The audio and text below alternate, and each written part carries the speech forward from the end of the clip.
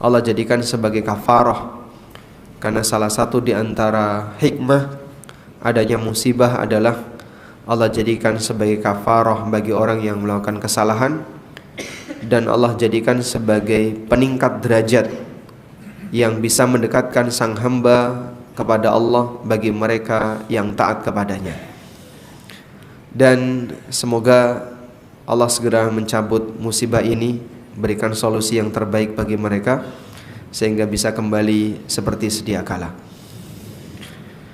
Kita mau belajar tentang tertipu dengan amalan dunia sebagaimana yang dicantumkan dalam pengumuman. Dan sebelum kita membahas tentang fenomena orang yang tertipu dengan amalan dunia, terlebih dahulu Bapak Ibu kami ajak untuk melihat bagaimana hakikat dari kehidupan dunia. Kita akan buka firman Allah di surat Al-Hadid ayat 20. Allah Subhanahu wa taala berfirman di surat Al-Hadid ayat 20. I'lamu annamal hayatud dunya la'ibu wa lahu wa zinatun wa tafakhurun bainakum wa takathurun fil amwali wal aulad kamathali ghaithin a'jabal kuffara nabatuhu thumma yahiju fatarahu musfarra thumma yakunu hutama wa fil akhirati adzabun syadid wa maghfiratun minallahi wa ridwan wa mal hayatud dunya illa mata'ul ghurur. I'lamu, ketahuilah, annamal hayatud dunya, hakikat dari kehidupan dunia terjadi dengan beberapa fase. La'ibun wa lahwun wa zinatun wa tafakhurun bainakum wa takathurun fil amwali wal aulad. Sesungguhnya kehidupan dunia itu isinya permainan, wa zinatun, kemudian perhiasan, wa tafakhurun bainakum, saling membanggakan di antara kalian, wa takathurun fil amwali wal aulad, dan berlomba-lomba untuk memperbanyak harta dan anak. Tampil di depan ya? Oh belum. Baik. Kita tunggu coba biar bisa disimak baik-baik ya.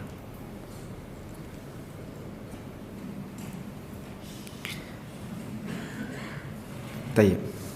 Bagi yang bawa mushaf mungkin bisa dibantu. Silakan dibuka surat Al-Hadid ayat 20.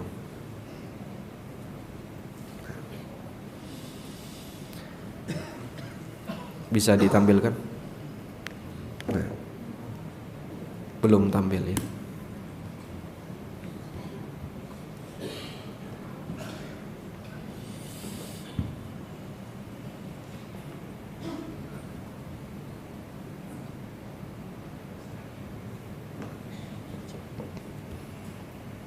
Baik. Baik. Tampil ayatnya aja. Ayatnya saja. Biar lebih maksimal. Nah, Allah Subhanahu wa taala menjelaskan, innamal hayatud dunya la'ibun wa lahwun wa zinatun wa tafakhurun bainakum wa takathurun fil amwali wal aulad. Dalam ayat ini Allah Subhanahu wa taala menjelaskan bahwa kehidupan manusia ketika di dunia itu mengalami 4 fase.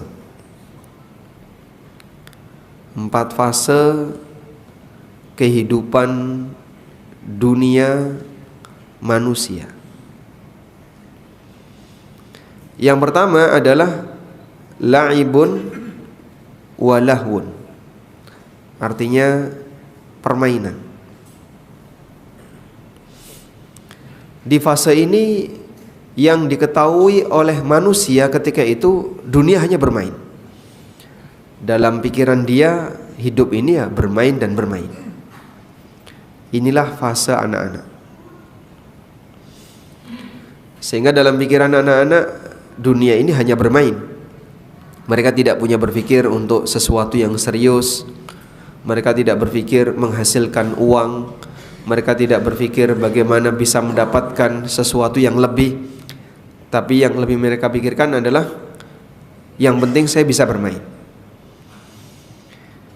Kemudian fase berikutnya wazinatun, dan perhiasan.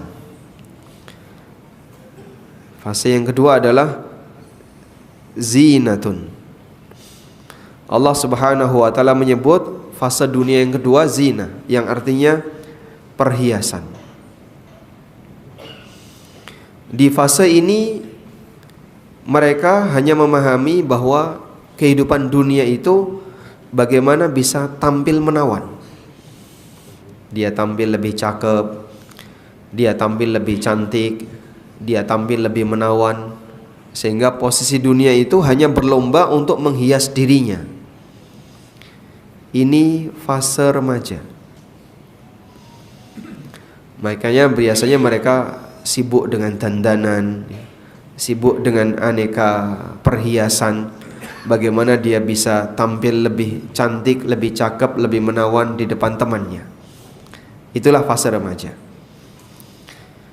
Lalu yang ketiga, Allah Subhanahu wa taala mengatakan wa tafakhurum bainakum, saling membanggakan di antara kalian.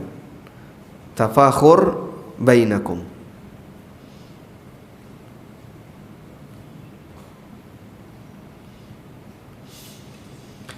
Di fase ini orang berlomba dengan kelebihan materi, kelebihan harta atau kelebihan materi, sehingga mereka yang mendapatkan pekerjaan yang lebih membanggakan merasa lebih punya status sosial dibandingkan pekerjaan yang di bawahnya, yang jadi dokter misalnya ya, atau yang kerja di beberapa perusahaan bonafit, kerja di Pertamina, atau kerja di oil and gas, atau kerja-kerja di dunia tambang yang penghasilannya besar. Terkadang merasa aku lebih tinggi status sosialnya dibandingkan mereka yang kerja di tempat yang lain, yang secara pendapatan aku lebih tinggi dibandingkan yang lain. Sehingga muncul rasa tafakhur, rasa sombong, rasa merasa lebih hebat, merasa lebih tinggi. Itu yang disebut dengan tafakhur. Al-fakhru itu artinya bangga. Di posisi inilah orang lebih banyak bangga dengan dunia. Mereka produktif. Ini fase produktif. Dia bangga dengan aneka produktivitas yang dia alami. Makin menghasilkan besar, makin merasa bangga. Ini di fase tafakhur bainakum. Kemudian fase yang keempat, kata Allah, wa takathurun fil amwali wal aulad, dan berlomba dengan banyaknya harta dan anak. Takathur fil amwal wal aulad, merasa bahagia ketika punya banyak warisan dan banyak anak. Lomba banyak harta warisan dan anak. Sehingga di posisi ini kebanggaannya berpindah. Kalau dulu di fase tafakhur bainakum, dia membanggakan inilah aku. Di fase yang keempat ini dia lebih bangga ini anakku. Dan ini fase orang tua. Makanya biasanya posisi orang tua yang sudah tidak produktif, siapa yang lebih dia banggakan? Dirinya atau anaknya, Pak? Lebih dominan anaknya.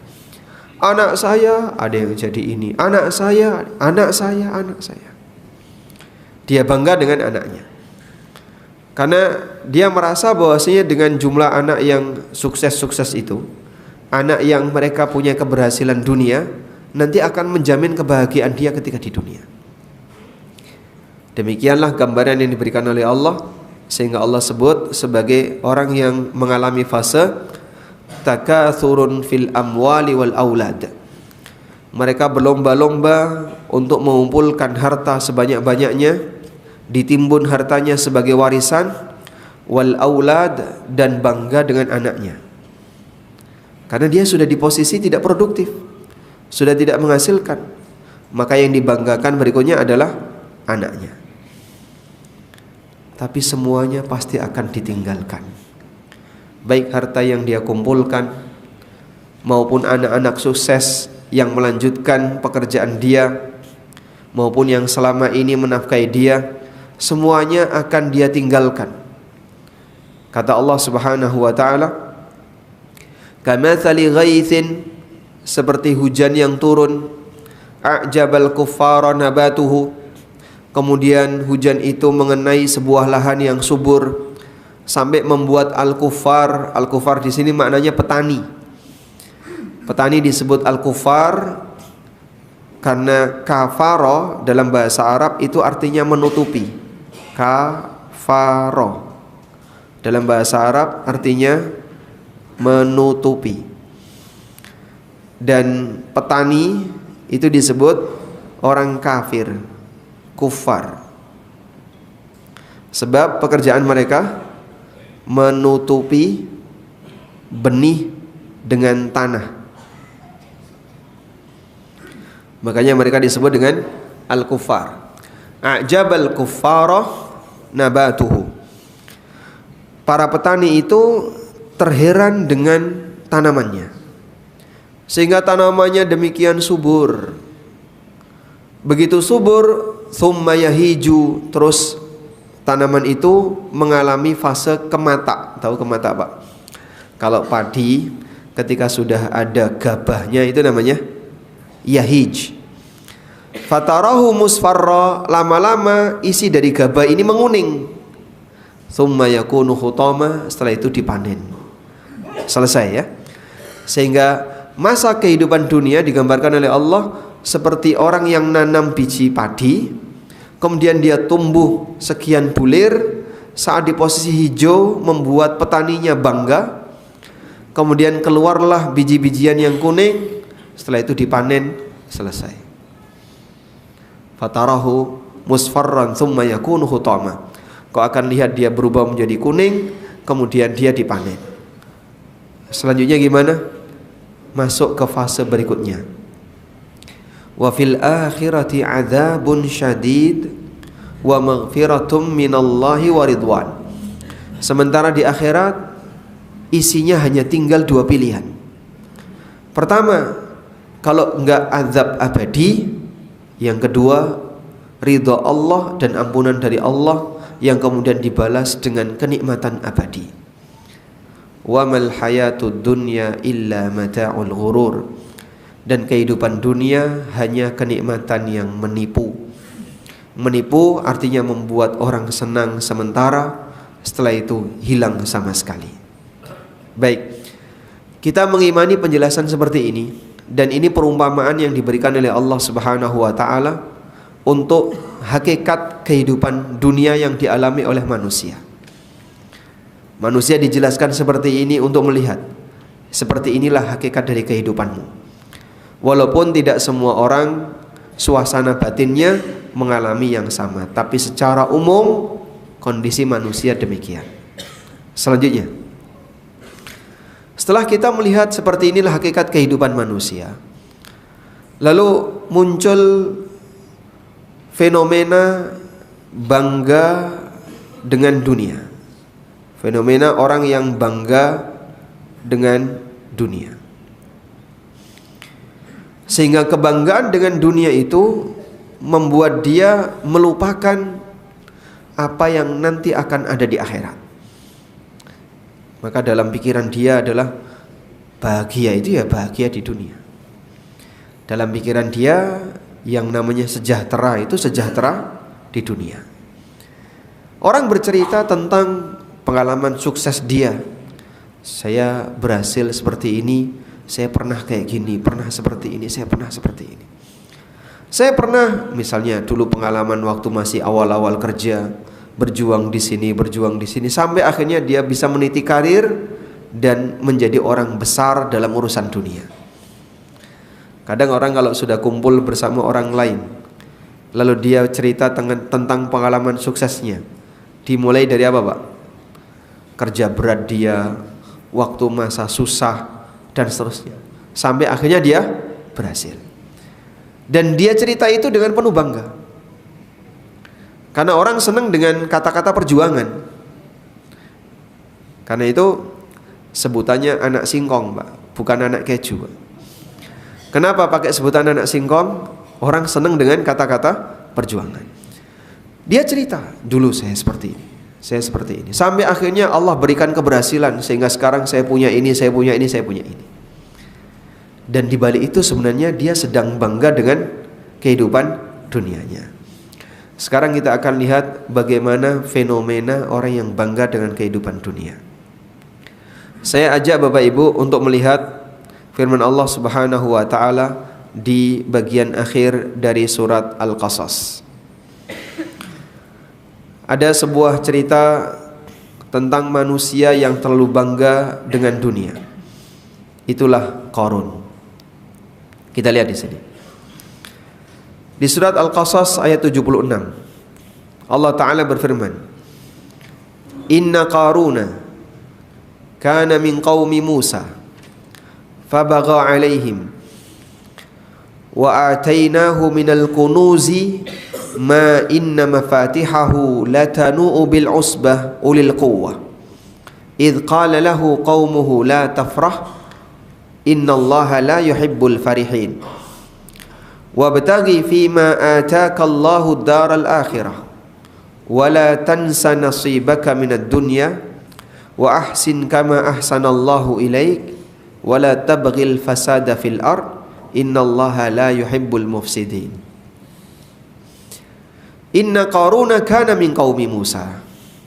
Sesungguhnya Qarun termasuk kaumnya Musa. Qarun dalam tafsir Ibnu Katsir disebutkan dia sepupunya Musa. Sepupu itu berarti yang sama apanya, Pak? Kakeknya sama. Sehingga kakeknya Musa dengan kakeknya Qarun itu sama. Bapaknya Imran dengan mbahnya Qarun itu sama. Musa bin Imran. Bapaknya Imran dengan mbahnya Qarun itu sama. Dan dia Bani Israel yang dulu pintar membaca Taurat. Sampai digelari dengan Al-Munawwar. Nawwarahu Taurat. Al-Munawwar artinya yang diberi cahaya, karena dia diberi cahaya dengan Taurat. Fanafaqa bisababi malihi. Kemudian dia jadi munafik disebabkan karena kekayaannya. Dikatakan oleh Allah, fabagha alaihim, dia bertindak melampaui batas terhadap Bani Israel. Allah ceritakan bagaimana hartanya. Wa atainahu minal kunuz. Kami berikan kepada Qarun al-kunuz. Al-kunuz artinya gudang tempat penyimpanan harta. Ma inna mafatihahu, yang kuncinya itu latanu'u bil usbah, hanya bisa dipikul oleh sekelompok orang ulil quwwah, yang kuat-kuat. Apa kuncinya besar-besar, Pak? Bukan. Tapi kuncinya banyak. Saking banyaknya kalau kuncinya dikumpulkan tidak bisa diangkat 1-2 orang, tapi sekelompok orang, bukan orang yang sudah tua, tapi orang yang masih kuat. Seperti ini gambaran banyaknya harta yang dimiliki oleh Qarun. Makanya sampai orang Indonesia kalau gali-gali sumur kemudian menemukan guci atau gelas emas, mereka bilang apa? Harta. Sampai kapan Qarun sampai di Indonesia? Sejak kapan Qarun tiba di Jakarta? Tidak ada. Sehingga dijadikan sebagai ungkapan, apapun yang ditemukan orang di dalam tanah dianggap sebagai hartanya Qarun. Padahal Qarun tidak sampai di Jakarta. Di mana Qarun itu tinggal? Di Mesir. di sebuah lembah namanya lembah Al-Fayyum. Baik. Idh qala lahu qaumuh, ingatlah ketika kaumnya memberikan nasihat kepada Qarun. La tafrah, innallaha la yuhibbul farihin. Jangan kau bangga dengan dunia, sesungguhnya Allah tidak menyukai orang yang bangga dengan dunia. Bagaimana Pak contoh penampilan orang yang bangga dengan dunia? Ada banyak sekali fenomena orang yang bangga dengan dunia. Misalnya ya, di antara contoh orang yang bangga dengan dunia, suka flexing Pak. Nah, dia pamer dengan apa yang dia punya.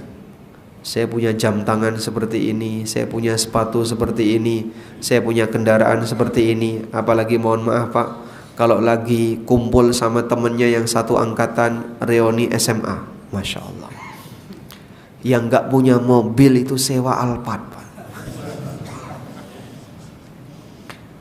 Dia tampakkan kalau dia berhasil, sehingga sepatunya branded, jam tangannya branded. Makin bagus sepatu dan jam tangannya, menggambarkan nilai utangnya. Masya Allah. Ada nggak Pak orang yang kayak gitu Pak? Jadi kenapa dia tidak mau tampil lebih rendah dibandingkan yang lain? Karena ingin menjaga suasana batinnya, biar dia bisa berada di posisi lebih tinggi, dikenal sebagai orang yang kaya, dikenal sebagai orang yang sukses. Sekarang tinggal di mana? Di Menteng, Masya Allah, ngontrak. Tapi yang penting nyebut Menteng.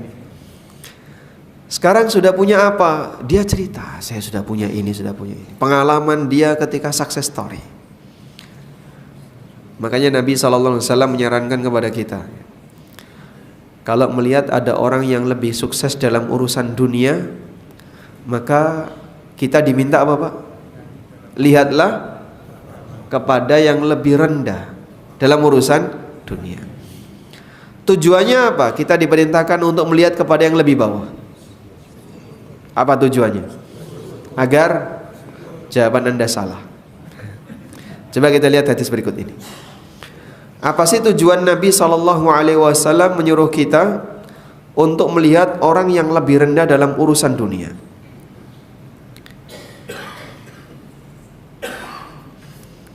Dalam sebuah hadis yang diriwayatkan oleh Imam Ahmad, Ibnu Majah, Al-Bazzar dan yang lainnya, juga At-Tirmidzi, dari sahabat Abu Hurairah radhiyallahu anhu, Nabi SAW pernah bersabda, "Unduru ila man huwa asfala minkum." Perhatikanlah orang yang lebih rendah dibandingkan kalian dalam urusan dunia. Wala tanduru ila man huwa fawqakum. Jangan kau lihat kepada orang yang lebih tinggi daripada kamu dalam urusan dunia. Tujuannya, fa innahu ajdaru alla tazdaru ni'matallahi alaikum. Agar itu tidak membuat kalian meremehkan nikmat yang telah Allah berikan kepada kalian. Jadi maksudnya begini, ada 3 sikap manusia terhadap nikmat. Yang paling tinggi, syukur. Dia berterima kasih kepada Allah, merasa bangga dan senang dengan nikmat yang dia miliki sebagai bagian dari pemberian yang Allah berikan kepadanya. Dia syukur kepada Allah, terima kasih kepada Allah. Yang kedua, hambar, biasa saja. Yang ketiga, meremehkan. Ini yang paling parah. Sudah nggak bisa syukur, malah jatuh ke meremehkan. Sehingga kita cuma diajarkan dalam hadis ini, kalaupun kamu tidak bisa syukur, minimal jangan meremehkan. Karena kalau misalnya orang itu hambar, nikmat ini dia rasakan biasa saja, itu lebih mendingan daripada kalau sampai pada tingkatan meremehkan. Kapan meremehkan itu terjadi? Ketika dia melupakan nikmat yang ada pada dirinya, dia remehkan nikmat itu sebab dia lebih melihat nikmat orang lain. Sehingga selesai kumpul bersama teman-teman satu angkatan SMA, ketika pulang istrinya mulai muncul perasaan, kok suami saya sudah tua ya. Masya Allah. Kapan itu muncul, Pak? Sebab dia sempat ngelirik suami. Masya Allah. Kok ubahnya lebih banyak suami? Padahal dulu kan kita satu angkatan, kita dulu satu kelas, kita seusia. Tapi kenapa penampilan suami saya lebih tua daripada yang lain? Berangkat dari apa? Karena dia melihat yang lain. Suaminya juga batin, kok istri saya makin bulet. Masya Allah. Karena lihat yang lain agak lonjong. Itu muncul karena apa? Dia melihat istri orang lain. Ketika dia memandang ada kenikmatan orang lain yang lebih tinggi, maka akan menjadi penyebab dia meremehkan nikmat yang dia miliki. Apa yang akan dilakukan orang ketika pertama kali dia punya mobil, Pak? Misalnya beli mobil, sebut saja misalnya pakai merek Avanza ya. Pertama kali dia punya Avanza, gimana, Pak? Seneng. Orangnya belum mandi, mobilnya sudah dimandikan. Tiap hari dikasih bungkus, ditutupi biar nggak baret. Saking senengnya dia merawat mobilnya dengan maksimal. Begitu lihat mobil tetangganya yang jauh lebih mewah, padahal sebelumnya sama-sama nggak punya, apa muncul dalam hatinya? Mobil kok cuman kayak gini, Pak kapan ganti? Itulah fenomena orang yang meremehkan nikmat karena dia melihat nikmat orang lain. Karena itu saat Nabi SAW mendapatkan informasi dari Umar, jadi pada waktu Nabi SAW melakukan mengilak istri beliau. Bapak tahu ilak itu apa, Pak? Apa yang dimaksud dengan ilak? Ada yang tahu ilak? Al-ilak, ya, memisahkan diri, memisahkan diri dari istri. Ilak, nah, ilak mana ilak? Ilak yang dimaksud adalah bersumpah untuk tidak mendekati istri. Rasulullah SAW pernah mengilak semua istrinya selama 1 bulan. Lalu beliau tinggal di sebuah gubuk di kebun milik salah satu sahabat Ansor. Karena beliau sendirian, tidak ditemani oleh seorang pun istri, sehingga para sahabat menjenguk Rasulullah SAW tanpa harus berada di luar karena tidak ada perempuan, sehingga mereka masuk. Suatu ketika Umar bin Khattab radhiyallahu anhu masuk, kemudian beliau melihat ke arah dapur yang ada di gubuk itu. Tidak melihat apapun selain sebuah mangkok dan diisi air, nggak ada yang lain. Nggak ada makanan, nggak ada jajanan, nggak ada apapun. Rasulullah SAW terbangun ketika Umar datang, dan disitulah ngecap di punggung beliau bekas tikar yang beliau gunakan untuk tidur. Masya Allah. Mungkin di zaman sekarang orang tidak mengalami seperti itu, Pak.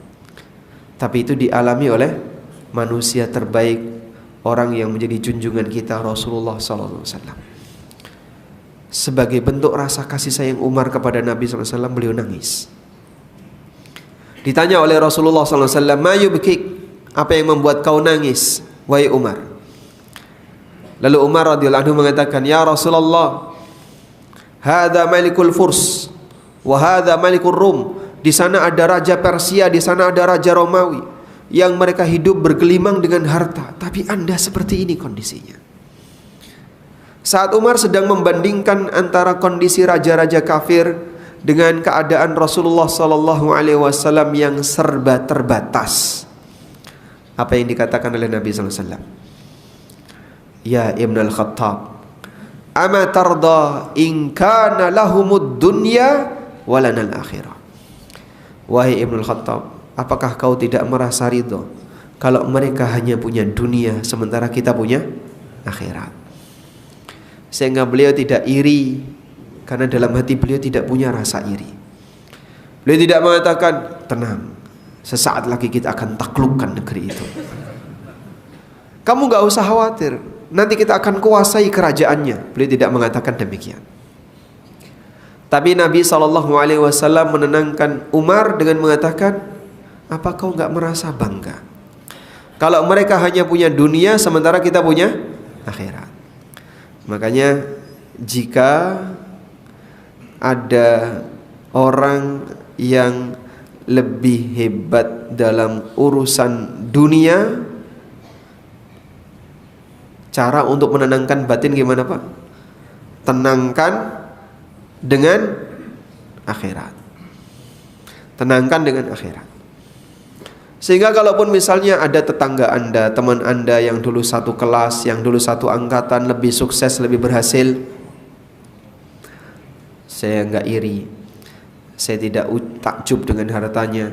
Semoga puasa saya tidak kalah, semoga ibadah saya tidak kalah, semoga apa yang saya miliki dalam urusan akhirat tidak kalah dengan dia. Dengan cara demikian dia akan bisa lebih tenang dibandingkan ketika dia hanya memikirkan apa yang tidak dia miliki dari urusan dunia. Karena itu Imam Hasan Al-Basri rahimahullah pernah mengatakan, "Idza ra'aita ar-rajula yunafisuka fid dunya fanafishu fil akhirah." Kalau kau melihat ada orang yang lebih unggul dibandingkan kamu dalam urusan dunia, maka kalahkan dia dalam urusan akhirat. Tetangga depan rumah punya mobil baru, tenang, tahajud saya tidak kalah. Sebelah kanan punya apalagi kendaraan baru, insya Allah puasa saya tidak kalah. Sebelah kiri juga sama, akhirnya dia puasa tiap hari. Masya Allah. Untuk mengalahkan jumlah ibadah tetangganya, bukan kayak gitu maksudnya. Artinya dia merasa bangga dengan agama yang dia miliki. Dengan cara demikian dia tidak sampai takjub dengan harta yang dimiliki oleh orang lain. Baik. Dan fenomena flexing sehingga membuat orang tertarik untuk memiliki apa yang dia miliki. Pamer dunia agar kemudian dia bisa merasa lebih bangga di depan orang lain. Ini yang menjadi salah satu sumber penyakit batin, sehingga orang jadi rebutan urusan dunia, kemudian benci antara sesama dan seterusnya. Ada banyak sekali ya contoh orang-orang yang dia terlalu bangga dengan dunia dengan penampilan flexing. Naik kendaraan apa, orang itu selfie dulu Pak. Naik kendaraan apa yang membuat orang itu senang selfie? Naik pesawat. Kalau naik angkot ada yang selfie nggak Pak? Sebelum naik angkot selfie dulu terus naik angkot. Ada Pak? Naik Jaklingko pakai selfie nggak? Nggak pakai selfie. Naik Trans itu nggak pakai selfie. Tapi giliran naik pesawat dia selfie, background Garuda, padahal mau naik Lion. Subhanallah. Ini orang kenapa harus selfie dulu? Kemudian di-share di mana-mana. Sebab kendaraan ini dianggap bisa menaikkan status sosial. Makanya dia banggakan. Apalagi masa silam yang masih jarang orang punya kesempatan naik pesawat. Sekarang sudah mulai banyak orang yang bisa naik pesawat. Dulu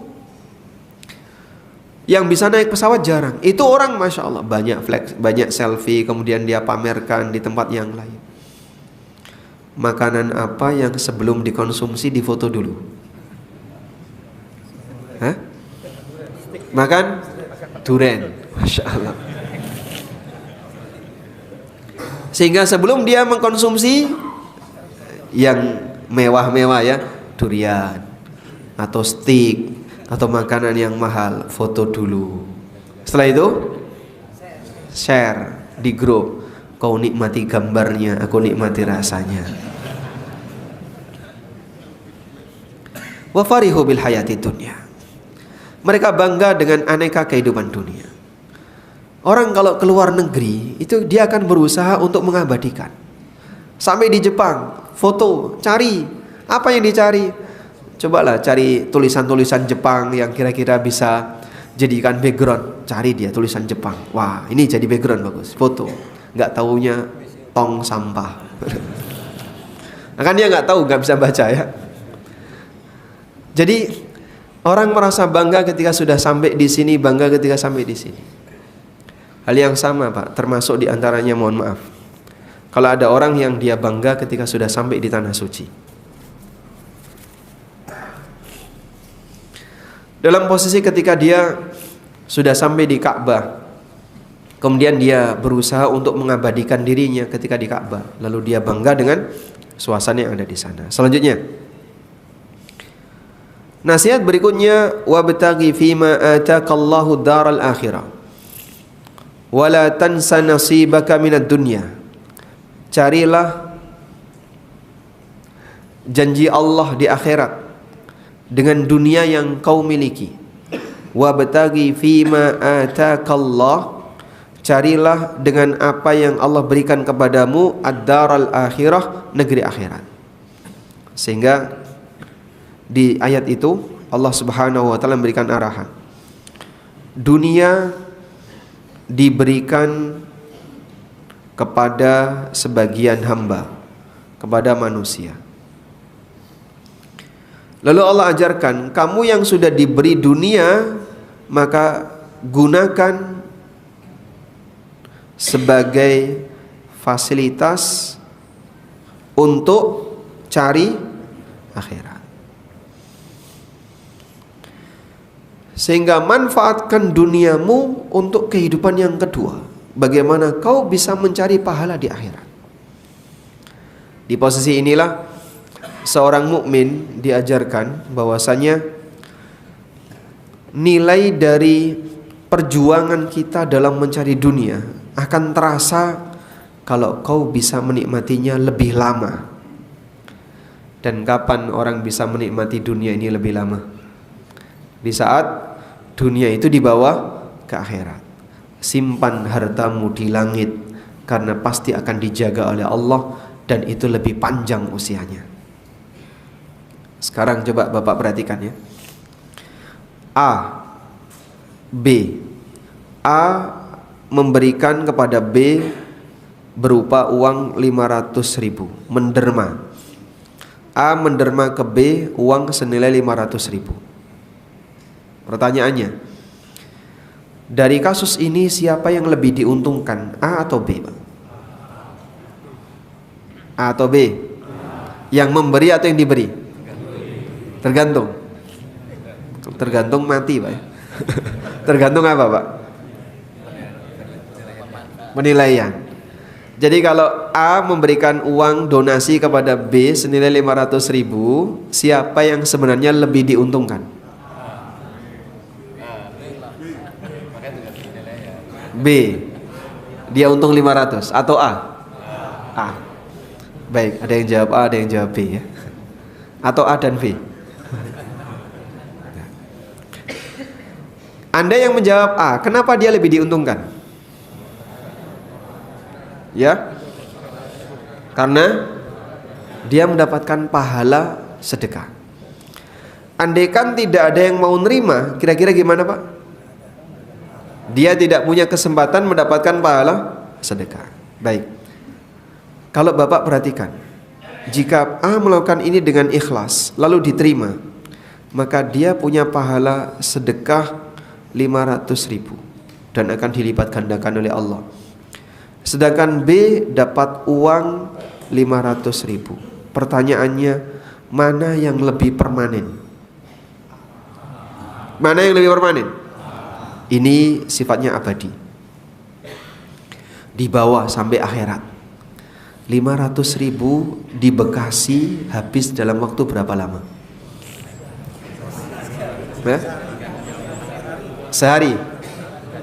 Sehari makan durian. 500.000 mungkin anggaplah 2 hari ya. Ini kalau di Jogja ya. 2 hari habis. Tapi pahala sedekah 500.000 lebih abadi. Nah, seorang muslim diarahkan oleh Nabi SAW, carilah pahala akhirat dengan fasilitas dunia yang telah Allah berikan kepadamu. Maka kesempatan itu hilang kalau orang hanya mengumpulkan, dia numpuk, terus dia biarkan, habis itu dia tinggal. Itu seperti yang digambarkan tadi, dibanggakan di bagian akhir. Waktu kecil dia bermain sukacita, remaja foya-foya, kemudian ketika dewasa dia bekerja dengan ceria, habis tua dia kaya raya, mati gak jelas. Matinya gak jelas. Sudah? Kalau cuma dikumpulin tapi tidak dia manfaatkan, tidak ada sebagian yang dia abadikan di akhirat, maka orang ini hanya bisa mengumpulkan tapi tidak bisa menikmati. Sekarang coba kita lihat hadis berikut ini. Rasulullah sallallahu alaihi wasallam pernah mengatakan dalam sebuah hadis yang sahih dari sahabat Abdullah bin Syikhir, hadisnya riwayat Bukhari dan Muslim. Kalau di sini hadisnya riwayat Muslim ya. Dalam hadis riwayat Muslim, At-Tirmidzi, An-Nasa'i dan yang lainnya, dari sahabat Abdullah bin Syikhir, beliau bercerita, intahaitu ila Rasulillah sallallahu alaihi wasallam wa huwa yaqra. Aku pernah mendatangi Rasulullah sallallahu alaihi wasallam dan ketika itu beliau sedang membaca firman Allah, Alhaakumut takatsur, berlomba-lomba menumpuk harta telah melalaikan kalian. Lalu beliau berhenti.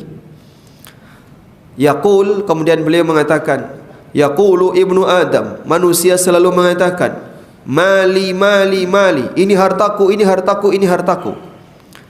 Wa innama laka min malika, padahal hakikat dari hartamu wahai Bani Adam, ma akalta fa afnaita, apa yang kau makan sampai habis. Au labista fa ablaita, apa yang kau pakai sampai rusak. Au tasaddaqta fa amdaita, dan apa yang kau sedekahkan sehingga abadi di hari kiamat. Jadi beliau menekankan hakikat dari harta kita hanya ada 3 kemungkinan. Yang kau makan sampai habis, yang kau manfaatkan dalam kehidupan sehari-hari sampai rusak, dan yang kau sedekahkan sehingga abadi di hari kiamat. Sedangkan apa yang kau simpan belum jadi hartamu. Baik. Makanya di sini perlu dibedakan ya, antara pendapatan dengan rizki. Sama atau beda, Pak? Sama atau beda? Beda. Apakah semua pendapatan jadi rizki? Belum tentu. Apakah rizki itu pasti pendapatan? Iya. Maka pendapatan yang kita miliki belum tentu jadi rizki kita. Sebagai contoh ya, coba gelas yang Bapak pakai sehari-hari di rumah berapa, Pak? 5 misalnya. Kotor, cuci, pakai lagi. Kotor, cuci, pakai lagi. Begitu Pak ya.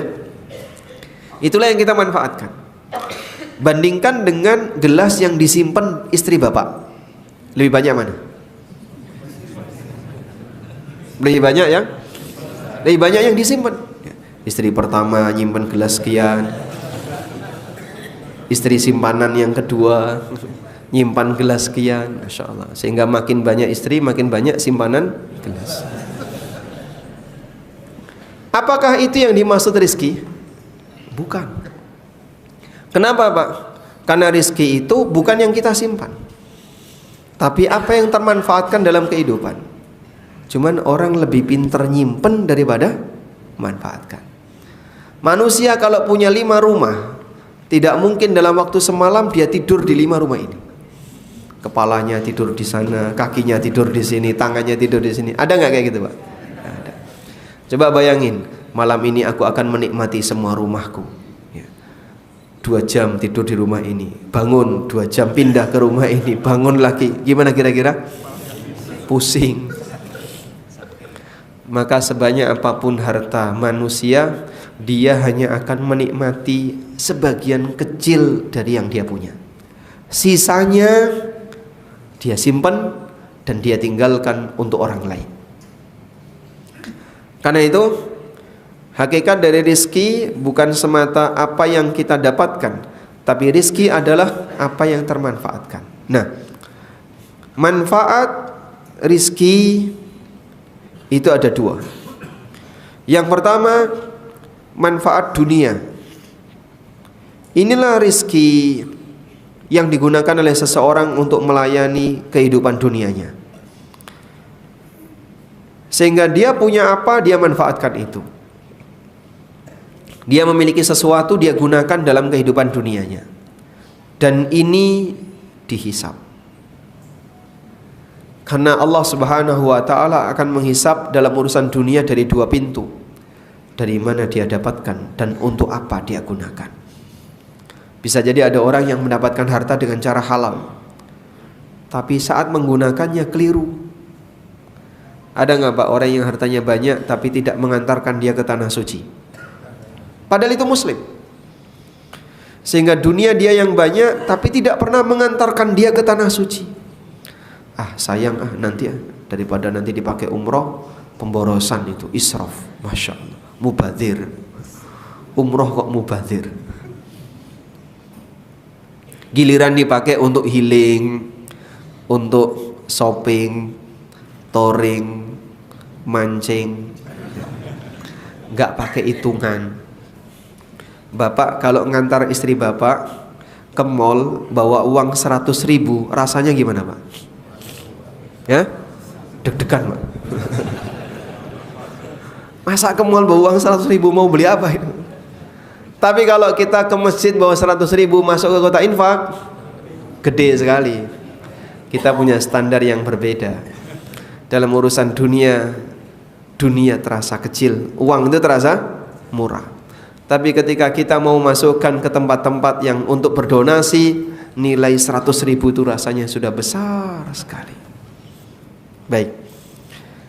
Selanjutnya yang kedua, ada rizki yang dia akan memberikan kebahagiaan di akhirat. Di sini rizki yang melayani akhirat. Melayani akhirat artinya apa Pak? Dia kita gunakan untuk kegiatan yang menghasilkan pahala. Dan bagian ini akan bernilai pahala jika dilakukan dengan ikhlas dan seterusnya. Baik. Oleh karena itu, pada posisi kita harus membiayai kebutuhan akhirat kita. Kalau bisa Pak, jangan terlalu pelit untuk mengeluarkan. Baik. Ada nggak di antara Bapak Ibu yang anaknya mondok di pesantren? Ada di sini ya? Nah, Anda lebih senang mana Pak? Anaknya dapat beasiswa ketika mondok di pesantren sehingga orang tuanya tidak perlu mengeluarkan biaya, atau Anda membiayai sendiri?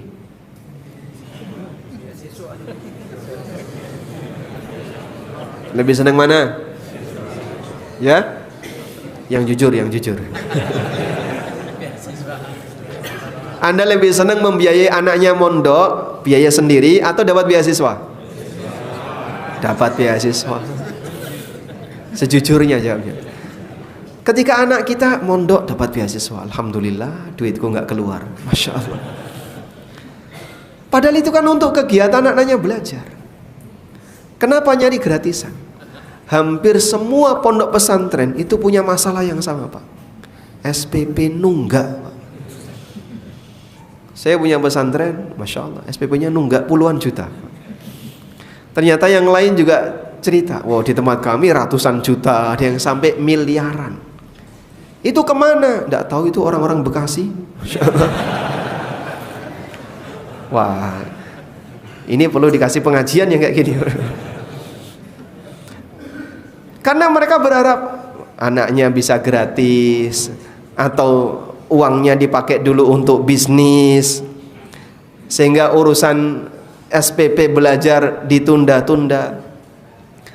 Tapi kan nanti saya lunasi Pak Ustadz. Kapan dilunasi Pak? Setelah 6 tahun anaknya belajar. Duitnya dipakai apa Pak? Kita pakai modal Pak, diputer dulu, nanti kan setelah untung baru kita bayarkan, lunas semuanya. Masya Allah Pak, itu kalau jujur Pak, Berarti kan ada uang pondok yang Bapak pakai sebagai modal usaha. Kenapa pondok nggak dikasih bagi hasil? Apa nggak curang orang kayak gini, Pak?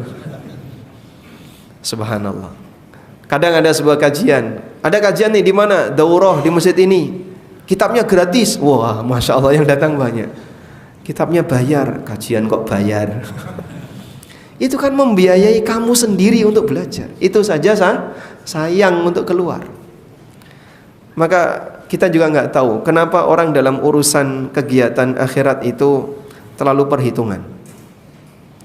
Giliran dia masalah dunia, Masya Allah, dia datang ke mall, tinggal gesek, udah nggak apa-apa, gesek aja, tinggal tap, tinggal gesek, keluar berapapun nggak pikir. Tapi kalau sudah urusan dengan masalah pendidikan, urusan masalah dunia, sebentar dulu, mikir dulu. Karena dia lebih cenderung apa? Dunia untuk melayani dunia. Kalau dunia hanya untuk melayani dunia, kita pasti akan dihisab. Sebagaimana perkataan Ali bin Abi Thalib, fi halalihi hisabun wa fi haramihi adzab. Yang halal dihisab, yang haram diazab. Tidak ada pilihan yang ketiga. Selanjutnya, wa ahsin kama ahsanallahu ilaik. Berbuat baiklah kamu sebagaimana Allah telah berbuat baik kepadamu. Manusia diminta untuk berbagi. Jadi harta ini datang dari siapa? Allah. Allah yang ngasih kau harta. Maka setelah dapat, berbagilah kepada yang lain. Jangan pelit, karena yang kau miliki hakikatnya adalah pemberian. Cuman terkadang orang berat untuk berbagi. Dan Allah kasih penjelasan, sebagaimana kau pernah diberi kebaikan oleh Allah, maka sudah selayaknya kau berbagi kebaikan. Baik. Kalau misalnya Bapak Ibu ya, jika kita buat perbandingan antara harta yang disimpan dengan harta yang didermakan, itu kira-kira banyak mana, Pak? Ya? Dominan ya? Ini bisa sampai 99%. Masya Allah. Rasulullah SAW bagian ini 100%. Hanya sebagian kecil yang beliau manfaatkan. Ya anggaplah misalnya 90 sekian persen. Tidak ada manusia yang lebih efisien dalam pemanfaatan harta selain Nabi SAW. Begitu beliau meninggal, semuanya dilepas. Karena Nabi SAW tidak boleh punya warisan. Dan yang kedua, ketika beliau masih hidup, semuanya beliau sedekahkan. Hanya tinggal sebagian kecil yang itu beliau berikan kepada istri dan anak-anak yang ikut beliau sebagai nafkah. Ini dominan. Itulah Rasulullah SAW. Kita kalau meniru beliau mungkin tidak bisa, tapi setidaknya kita bisa belajar. Ya, bagian dari upaya saya agar harta ini nanti bermanfaat bagi hidupku di akhirat. Saya capek nyari, berarti saya yang harus dapat hasil. Tak taruh di masjid, tak taruh di lembaga-lembaga sosial dan seterusnya. Yang bagian akhir, wala tabghil fasada fil ard. Jangan berbuat kerusakan di muka bumi.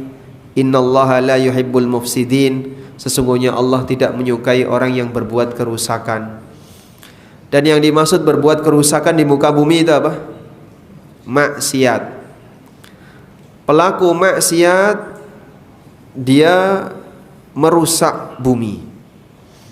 Maka orang yang berbuat taat hakikatnya dia melestarikan bumi. Makanya kalau ada istilah Wahabi lingkungan, dan yang dimaksud adalah ngajak masyarakat untuk taat kepada Allah, untuk bertakwa kepada Allah, agar Allah Subhanahu wa taala berikan kesejahteraan lingkungan. Ya, konsep ini betul. Sehingga ketika orang berbuat maksiat, maka hakikatnya dia sedang merusak bumi. Sebagaimana ayat yang tadi kita baca, dhaharal fasadu fil barri wal bahr bima kasabat aydinnas. Setelah nampak kerusakan di langit, di daratan dan di lautan, disebabkan karena maksiat yang dilakukan oleh manusia. Wallahu a'lam. Walhamdulillahirabbil alamin. Baik. Sarapan sudah siap? Sudah? Ini sudah boleh sholat belum? Sudah. Jadi alarm tadi alarm sholat atau alarm terbit? Sholat. Berarti sudah selesai. Oh, tanya jawab dulu. Gimana?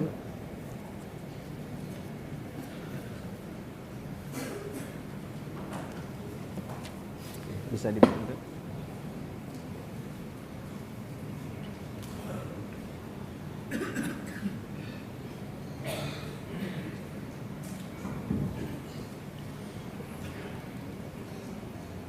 Assalamualaikum warahmatullahi wabarakatuh. Waalaikumsalam warahmatullahi wabarakatuh. Tahun 2018 sampai 2021 saya menggunakan aplikasi untuk bekerja. Ternyata aplikasi yang saya pakai bukan original dan saya tidak tahu hal tersebut. Bagaimana status penghasilan saya pada saat itu? Apakah saya harus membayar sesuai harga aplikasi di tahun tersebut? Kalau saya harus membayar, kemana saya harus membayarkan uang tersebut? Karena saya tidak tahu pemilik aplikasi tersebut. Baik.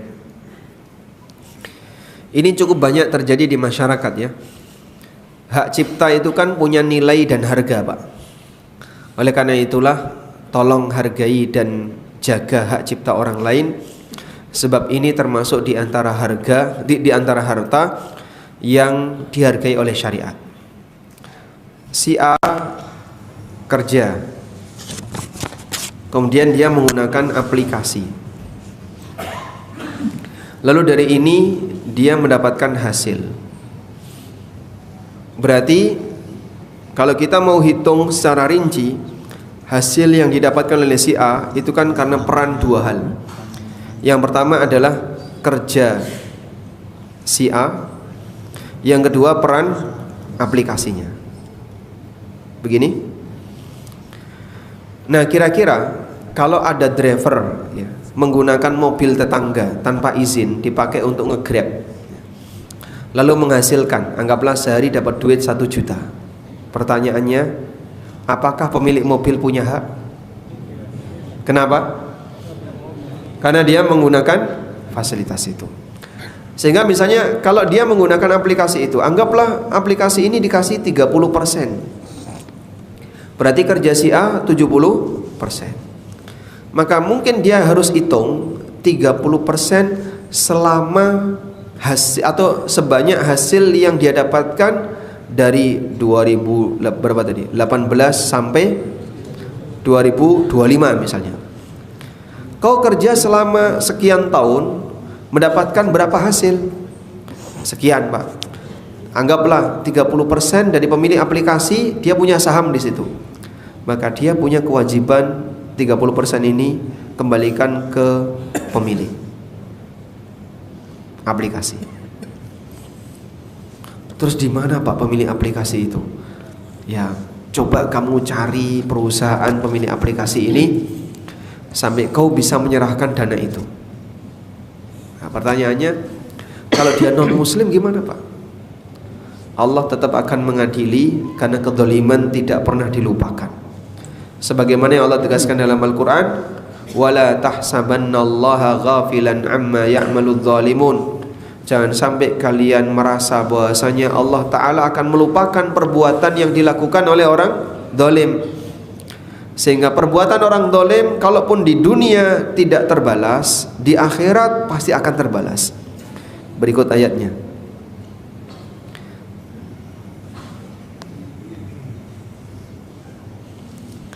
Allah Ta'ala berfirman berkaitan dengan keberadaan orang yang berbuat zalim. Wala tahsabannallaha ghafilan amma ya'maludz zalimun. Janganlah kalian merasa bahwasanya Allah akan melupakan apa yang telah dilakukan oleh orang zalim. Innama yuakhiruhum liyaumin tashkhasu fihil absar. Allah tunda hukuman untuk mereka sampai datang hari di mana mata itu terbelalak karena melihat siksa. Jadi mungkin sekarang dia bisa merasa aman, tapi tidak jaminan besok di akhirat. Maka semua yang telah mengambil hak orang lain dan belum dikembalikan, mumpung belum mati segera dikembalikan. Ya, mohon maaf misalnya yang pernah ngambil uang negara yang belum dikembalikan, mumpung belum mati segera kembalikan. Ada yang dulu dia mampir di kantin makan gorengan 5, lapor 2, darmaji, dahar 5 ngaku siji, masya Allah. Ada yang dulu naik angkot nggak bayar, terus minta kembalian. Udah nggak bayar minta kembalian. Itu kan dulu Pak, waktu masih SMA. Lah SMA sudah balik belum? Ya sudah. Ya, tercatat sebagai dosa dan nanti kau akan ditagih oleh pemiliknya di akhirat. Sekarang mungkin dia bisa merasa aman, nggak ada yang ngejar, nggak ditangkap petugas dan seterusnya. Tapi ingat, kehidupan tidak sekali, akan ada kehidupan yang kedua. Maka aneka kezaliman yang pernah kita lakukan di masa silam itu tidak hilang. Masing-masing silahkan menghisap dirinya, diakumulasi, kembalikan. Nah, muncul pertanyaan, bagaimana cara mengembalikan kalau kita nggak tahu siapa pemiliknya? Bagian inilah yang cukup berat, karena di antara penjelasan yang disampaikan, kau siap-siap ditagih di akhirat. Pemiliknya akan datang. Dari mana mereka tahu Pak? Diberitahu oleh Allah. Sehingga kalau pemiliknya nggak tahu, dia akan diberitahu oleh Allah. Sebab ketika itu orang sangat berharap bisa mendapatkan pahala orang lain. Apa yang bisa dibayarkan? Pakai pahala. Dan kalau pahala kita habis, dosa dia yang diambil lalu dilemparkan ke kita. Waliyatubillah. Maka mulai detik ini jadilah manusia nol kezaliman. Saya ingin jadi manusia punya prinsip sampai mati gak berbuat dolim sama siapapun. Nol kezaliman. Yang sudah pernah terjadi kita upayakan untuk penyelesaiannya. Kedepannya jangan sampai mendolimi siapapun. Wallahu a'lam. Assalamualaikum warahmatullahi wabarakatuh. Waalaikumsalam warahmatullahi wabarakatuh. Izin bertanya Ustadz, sekitar tahun 2016 atau 2017 saya dititipin teman transfer uang lewat bank. Siapa saja yang transfer di bank tersebut akan mendapatkan kupon undian. Ternyata kupon yang saya ambil mendapatkan hadiah HP. Nah, bagaimana status HP tersebut Ustadz? Apakah sepenuhnya milik teman saya yang titip transfer uang tersebut? Karena saat itu saya butuh HP tersebut. Saya bilang ke teman saya, hadiah ini kita bagi 2 ya. Lalu saya bayar HP tersebut dengan harga setengah harga pasaran. Dan dia mau. Saya lupa teman saya ini memberi saya upah atau tidak ketika dia titip transfer uang tersebut. Apakah yang saya lakukan ini benar Ustadz? Jazakallahu khairan Ustadz atas jawabannya. Baik. Saya mungkin perluas kasusnya ya. Kantor A, ya, dia mau melakukan pengadaan. Biasanya kalau dilakukan pengadaan, yang dilakukan gimana Pak? Menyuruh bagian pengadaan ya. Misalnya bagian pengadaan si X. Nah, Mr. X ini datang ke toko B untuk membeli sesuatu. Lalu toko memberikan hadiah. Karena beli banyak dikasih hadiah. Pertanyaannya, hadiah ini punya siapa? Punya X atau punya kantor? Punya? Kenapa punya kantor?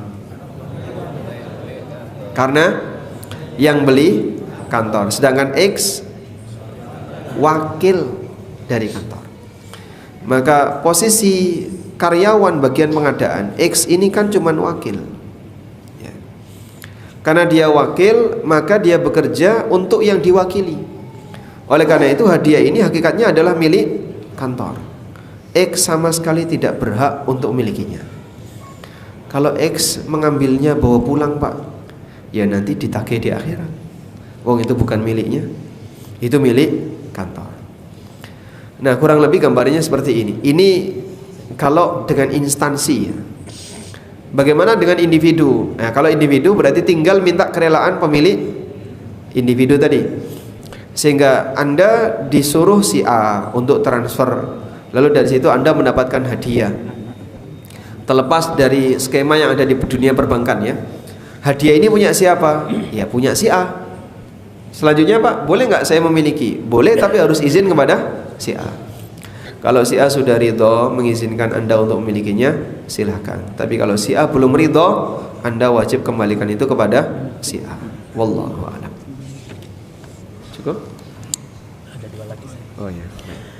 Assalamualaikum warahmatullahi wabarakatuh. Waalaikumsalam. Ustaz bertanya, bagaimana cara menyikapi orang tua jika ingin mengenakan gamis dan pergi ke kajian jika ada kendaraan mobil saja? Terima kasih. Menyikapi orang tua menggunakan gamis pergi kajian Saat ada mobil saja. saat ada mobil saja. Kalau nggak ada mobil, Nggak pakai gamis mungkin. nggak kajian. Ya karena mungkin beliau punya pertimbangan. Kalau naik motor nggak bisa ya, masuk angin atau kepanasan atau yang lain, ya sah-sah saja. Boleh orang itu beramal ketika mampu. Ketika nggak mampu ya saya nggak melakukannya, silakan. Karena kajian sendiri, kalaupun tidak bisa dilakukan secara offline langsung datang, beliau bisa ngikuti online. Nah, tapi kayaknya ini pertanyaan menyimpan sesuatu ya. Selanjutnya. Assalamualaikum Ustadz. Waalaikumsalam warahmatullahi wabarakatuh. Ustadz, Ana dan suami sering berbeda pendapat dan Masya Allah. berdebat tentang pendidikan anak. Suami maunya pondok atau sekolah sunnah yang benefit namun biayanya mahal menurut kami. Sedangkan Ana cenderung berpikir realistis, lebih baik memilih pondok atau sekolah sunnah yang biayanya terjangkau. Sesuai kemampuan. Ya, karena Ana tahu kapasitas penghasilan bulanan suami. Namun suami sering bilang, gak usah dipikirin, insya Allah ada rezekinya. Namun realitanya besar pasak daripada tiang. Masya Allah. Terkadang jadi sering berhutang dengan saudara. Nah, bagaimana Ustadz kalau begini? Baik. Itu yang salah yang mana Pak? A. Anak. B. Istri. C. Suami. D. Mertua. Subhanallah. E. Sekolahnya. Kenapa mahal? Jadi kita tidak diperintahkan untuk melakukan sesuatu melebihi dari batas kemampuan. La yukallifullahu nafsan illa wus'aha. Allah tidak membebani jiwa melebihi dari kemampuannya. Baik dalam urusan harta, maka silahkan lakukan semampunya, jangan terlalu berlebihan. Kalau terlalu berlebihan bisa jadi ini masuk kategori takalluf. Takalluf itu artinya membebani diri untuk sesuatu yang membuat dia justru malah akan tertekan. Sehingga kalau realitanya seperti tadi, karena pendidikannya yang terlalu mahal sehingga tidak sanggup dijangkau oleh suami, memang beliau berharap anaknya nanti bisa mendapatkan fasilitas yang lebih, tapi kenyataannya justru akan menyusahkan beliau sendiri. Ya mungkin kita sarankan sebaiknya yang terjangkau saja. Masya Allah. Dan memang ini debat yang berkebalikan Pak. Kasusnya ini suami pingin mahal, istri pingin murah. Ada di tempat yang lain, istri pingin mahal, suami pingin murah. Allah kasih jodoh yang berseberangan, biar nambahi pahala dalam rumah tangga. Berantem itu pahala nggak? Berantem itu pahala nggak? Berpahala. Insya Allah bagi yang sabar akan bisa menghapus dosa. Wallahu a'lam. Cukup? Baik. Walhamdulillahirabbil alamin. Pertanyaan yang pertama. Ini takmir memberikan hadiah buku. Ada buku judulnya Fikih Zakat Kontemporer. Yang kedua buku judulnya Tafsir Salat. Baik. Pertanyaannya, langsung angkat tangan ya. Ini masjid apa namanya? Baitul Ma'mur. Siapa takmir, ketua takmir Masjid Baitul Ma'mur? Angkat tangan. Takmirnya yang angkat tangan. Ketua takmirnya. Ketua takmir. bukan nyebut nama. Siapa ketua takmir Masjid Baitul Makmur? Ada ketua takmir? Ketua takmir? Oh, Pak Yanwar. Masya Allah, dapat hadiah langsung. Sudah punya buku ini belum, Pak? Oh, belum. Ini bukan sogok loh, Pak.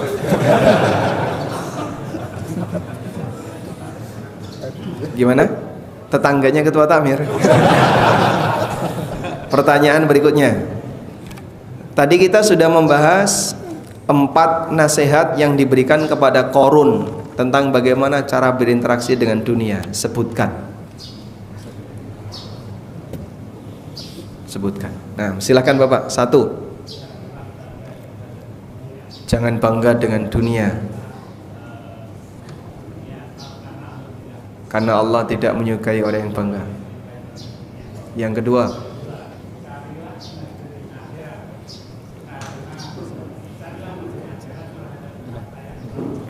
carilah negeri akhirat dengan dunia yang kau miliki. Baik.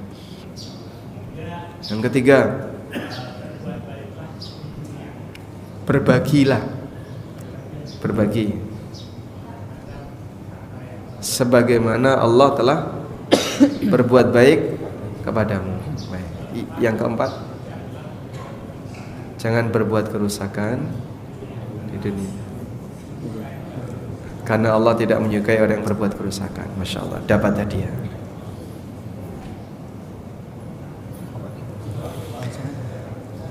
Selanjutnya, Masya Allah,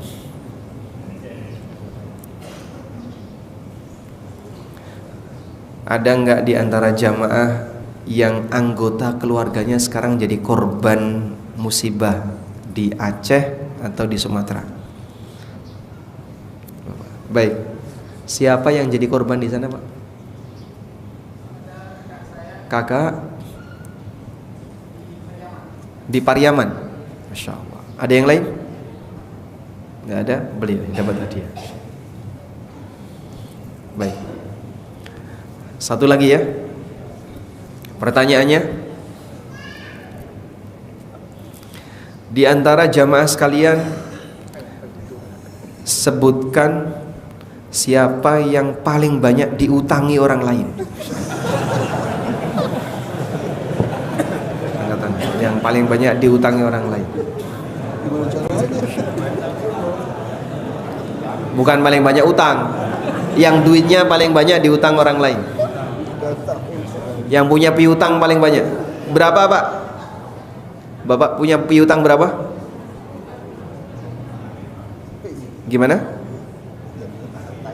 Bapak mengutangi orang lain sampai berapa duit Bapak di luar? Banyak. Ada yang lebih banyak? Berapa, Pak? 250 juta. Bapak? 98 juta. Bapak? Nilainya berapa? Satuannya meter.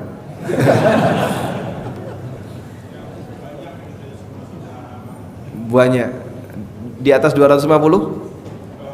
Oh, di bawah ya. Pemenangnya 250 juta. Masya Allah. Semoga bisa bersabar ya. Baik, demikian yang bisa kita bahas. Semoga menjadi kajian yang bermanfaat. Allahumma anfa'na bima 'allamtana wa 'allimna ma yanfa'una warzuqna ilma. Wa sallallahu ala nabiyyina Muhammadin wa ala alihi wa sahbihi wa sallam. Wa akhiru da'wana alhamdulillahi rabbil alamin. Wassalamu alaikum warahmatullahi wabarakatuh.